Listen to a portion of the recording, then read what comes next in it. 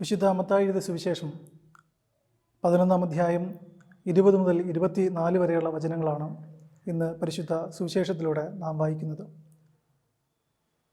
ഒരുപാട് അത്ഭുതങ്ങൾ പ്രവർത്തിച്ചിട്ടും അനുതപിക്കാത്ത നഗരങ്ങളെ ക്രിസ്തു ശാസിക്കുന്നതാണ് ഇന്നത്തെ സുവിശേഷ ഭാഗം. കൊറാസീൻ നിനക്ക് ദുരിതം, ബെത്സൈദ നിനക്ക് ദുരിതം. നിന്നിൽ നടന്ന അത്ഭുതങ്ങൾ ടയറിലും സീദോനിലും നടന്നിരുന്നുവെങ്കിൽ അവ പണ്ടേ അനുതപിക്കുമായിരുന്നു. കഫർനാമേ, നീ സ്വർഗം വരെ ഉയർത്തപ്പെടുന്നുവോ, പാതാളം വരെ നീ താഴ്ത്തപ്പെടും. ഇന്നത്തെ ഈ സുവിശേഷത്തിൽ നാം കാണുന്ന അല്ലെങ്കിൽ നാം വായിച്ചു കേൾക്കുന്ന ഈ രണ്ട് സ്ഥലങ്ങൾ, കൊറാസീൻ മറ്റൊരു ഭാഗത്ത് നമ്മൾ കാണുന്ന ഒരു സ്ഥലമല്ല. ബെത്സൈദ വിശുദ്ധ മത്തായിയുടെ സുവിശേഷത്തിൽ ഒരു സ്ഥലത്തും കാണുന്നില്ല, എന്നാൽ യോഹന്നാന്റെ സുവിശേഷത്തിൽ പല ഭാഗങ്ങളിൽ നമ്മൾ കാണുന്നുണ്ട്. ഈ രണ്ട് സ്ഥലങ്ങളും ക്രിസ്തുവിൻ്റെ സ്വദേശമായ കഫർനാമിനോട് ചേർന്നുള്ള സ്ഥലങ്ങളാണ്. ഒരുപാട് അത്ഭുതങ്ങൾ കർത്താവ് പ്രവർത്തിച്ചിട്ടും അനുതപിക്കാത്ത ഈ നഗരങ്ങളെ കർത്താവ് ശാസിക്കുന്നതാണ് ഈ സുവിശേഷം. എങ്കിൽ കർത്താവ് അവരെ ഈ ശാസിക്കുന്നത് അവരെ നശിപ്പിക്കാൻ വേണ്ടിയല്ല, മറിച്ച് അനുതപിച്ച് കർത്താവിലേക്ക് തിരിച്ചു വരാൻ വേണ്ടിയിട്ടാണ്. കർത്താവിലെ ആശ്രയത്തിൽ നിൽക്കുന്നവരെ കർത്താവ് ഒരിക്കലും തള്ളിക്കളയുന്നില്ല എന്ന് ഈ പരിശുദ്ധ സുവിശേഷത്തിലൂടെ അല്ലെങ്കിൽ പരിശുദ്ധ ബൈബിൾ നാം വായിക്കുമ്പോൾ പഴയ നിയമത്തിലൂടെ നമ്മൾ കാണുന്നുണ്ട്. വിശുദ്ധ പത്രോസ് എഴുതിയ 1-ാം ലേഖനത്തിൽ 3-ാം അധ്യായത്തിൽ നമ്മൾ കാണുന്നുണ്ട്, ആരും നശിച്ചു പോകാതെ എല്ലാവരും അനുതപിക്കണമെന്നാണ് കർത്താവ് ആഗ്രഹിക്കുന്നത്. എസെക്കിയേലിൻ്റെ പുസ്തകത്തിൽ 33-ാം അധ്യായത്തിൽ നാം കാണുന്നുണ്ട്, ദുഷ്ടൻ മരിക്കുന്നതിലെല്ലാം ദുഷ്ടമാർഗം ഉപേക്ഷിച്ച് അവൻ ജീവിതത്തിലേക്ക് തിരിച്ചു വരണം എന്നാണ് ഞാൻ ആഗ്രഹിക്കുന്നത് എന്നാണ് കർത്താവ് പറഞ്ഞത്. അപ്പോൾ പ്രിയമുള്ളവരെ, കർത്താവ് നമ്മെ ആഗ്രഹിക്കുന്നതും നമ്മെക്കുറിച്ച് ചിന്തിക്കുന്നതും നാം പാപത്തിൽ മരിക്കണം എന്നല്ല, മറിച്ച് ദൈവത്തിൽ ജീവിക്കണം എന്ന് തന്നെയാണ്. അന്ന് കർത്താവ് കൊറാസീനെയും ബെത്സൈദയെയും വിളിച്ച് പറഞ്ഞുവെങ്കിൽ ഇന്ന് അത് എന്നെയും നിങ്ങളെയും കുറിച്ചാണ് പറയുന്നത്. നമ്മുടെ പേര് ചൊല്ലി വിളിച്ച് കർത്താവ് പറയുന്നു, നീ അനുതപിക്കണം, ഇല്ലെങ്കിൽ നിന്റെ ജീവിത അവസാനം എന്നിലായിരിക്കില്ല, മറിച്ച് മറ്റ് എന്തെങ്കിലും ആയിരിക്കും.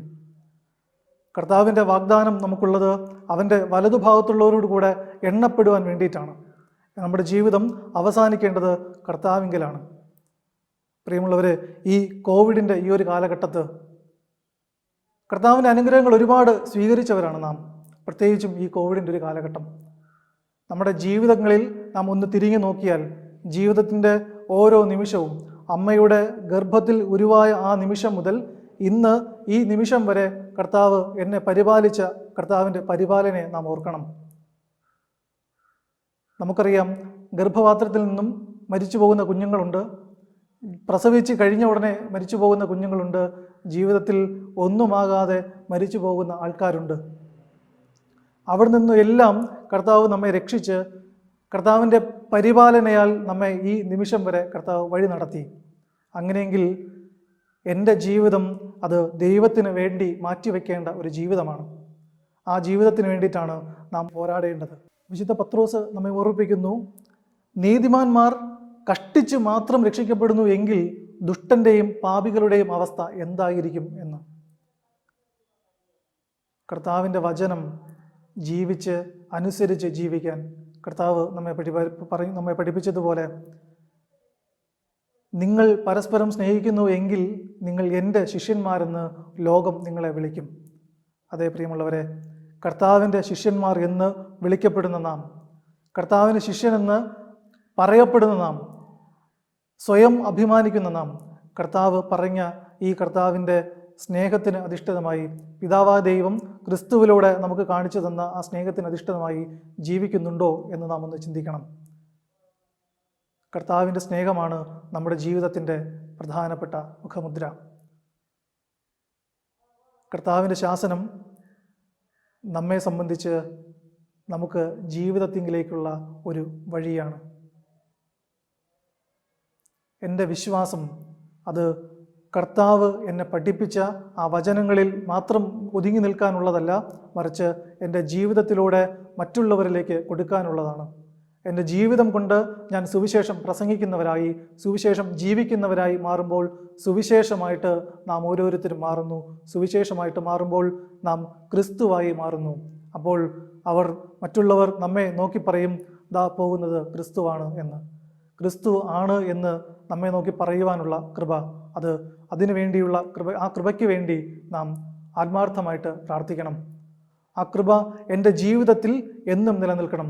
വിശുദ്ധ പൗലോസ്ലീഹ നമ്മെ ഓർപ്പിക്കുന്നത് പോലെ, എനിക്ക് ഒരു മുള്ളുണ്ട് എന്ന് പൗലോസ്ലീഹ പറഞ്ഞു.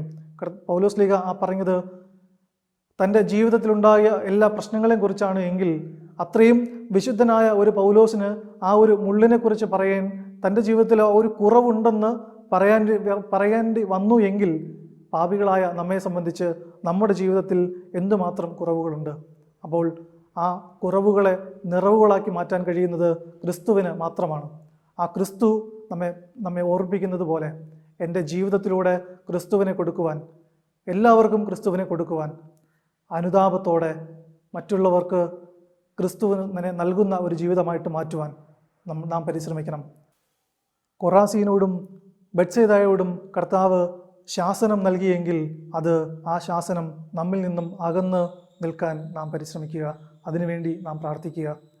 പാതാളം വരെ താഴ്ത്തപ്പെടുന്നതിനേക്കാൾ ദൈവസന്നിധിയിൽ ഉയർത്തപ്പെടുവാൻ വേണ്ടിയുള്ള കൃപ, ആ കൃപയ്ക്ക് വേണ്ടി നാം ആത്മാർത്ഥമായി ഒരുങ്ങി പ്രാർത്ഥിക്കുക. അതിനുള്ള ഒരു ജീവിതമായിട്ട് മാറുവാൻ ദൈവം നമ്മെ സഹായിക്കട്ടെ. പിതാവിൻ്റെയും പുത്രൻ്റെയും പരിശുദ്ധാത്മാവിൻ്റെയും നാമത്തിൽ ആമേൻ.